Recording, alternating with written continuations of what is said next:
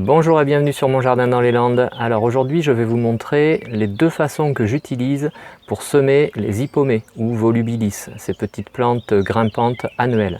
Alors pour semer les hippomées, qu'on appelle aussi volubilis, je vais vous montrer en fait deux solutions.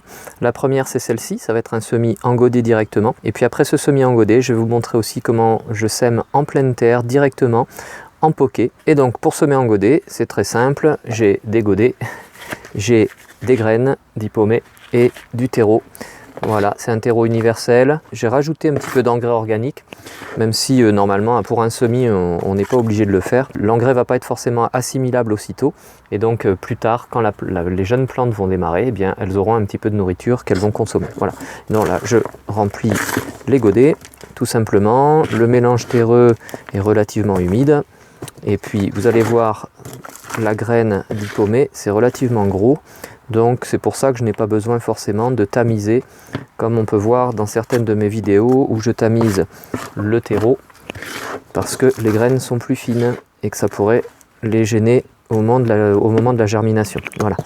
Hop, donc là je vais remplir 4 godets.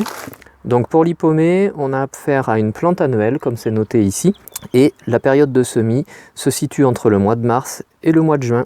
Ça dépend effectivement aussi de la façon dont on sème, puisque au mois de mars, quand il fait encore un peu froid dehors, on peut semer comme je fais là, en godet, et puis plus tard, quand on fait un semis direct en pleine terre, comme je vais vous montrer après, eh bien un semis direct en pleine terre, il vaut mieux le faire en avril, voire à mi-mai, selon la région dans laquelle on se trouve. Alors le sachet de graines, je vais le trouver à l'intérieur, voilà, il est là, vous voyez, c'est un double emballage. Et puis les graines en elles-mêmes, je vous montre ça, ce sont des graines qui sont relativement grosses.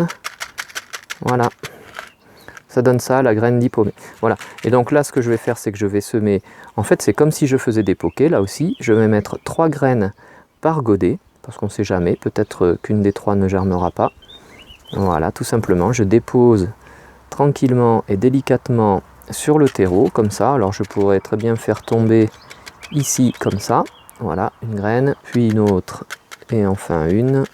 Ah, voilà, là j'en ai trop. Et je dépose ici, sur mon 4e godet. Voilà. Et je vais recouvrir simplement de terre le semis. Voilà. Et puis maintenant, je tasse et je n'ai plus qu'à arroser. Voilà, j'ai mis les godets sur la tablette de culture avec les jeunes plants de tomates qui ont été repiquées. Et puis bien pour l'arrosage, c'est pas compliqué. C'est un arrosage en pluie fine. Je vais bien détremper le terreau de façon à bien faire ramollir les graines. Et puis je n'ai pas oublié, j'ai identifié, et on est le 15 avril. On est à une bonne période. Et maintenant je vais vous montrer comment semer les hippomées en pleine terre, directement en place. Alors la deuxième méthode de semis que je partage avec vous, c'est tout simplement un semis en pleine terre, ici, en poquet. J'ai affiné le sol à la binette, parce que vous voyez, partout autour c'était un petit peu composé d'herbe. J'ai simplement affiné le sol ici. Alors on a affaire à du sable dans mon jardin, donc c'est relativement facile. Et puis je vais matérialiser un petit poquet, tout simplement, comme ça. Voilà, un trou tout simplement, comme si c'était au fond du godet. Et puis là, la différence par rapport à tout à l'heure, ce que j'ai fait, c'est que j'ai fait tremper les graines pendant un certain temps dans l'eau. Alors l'eau était relativement tiède, j'ai mis à peu près 1 heure.